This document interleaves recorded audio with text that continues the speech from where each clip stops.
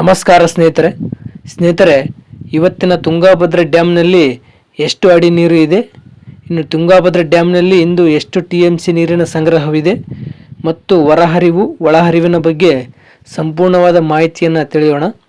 ಅದಕ್ಕಿಂತ ಮೊದಲು ಈ ವಿಡಿಯೋಗೆ ಒಂದು ಲೈಕ್ ಮಾಡಿ.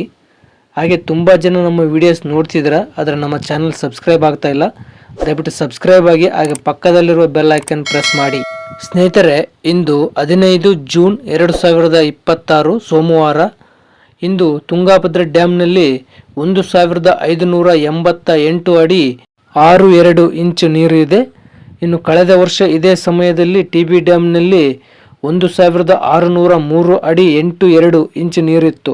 ಇನ್ನು ತುಂಗಭದ್ರಾ ಡ್ಯಾಮ್ನ ಗರಿಷ್ಠ ನೀರಿನ ಮಟ್ಟ ಇರೋದು 1633 ಅಡಿ.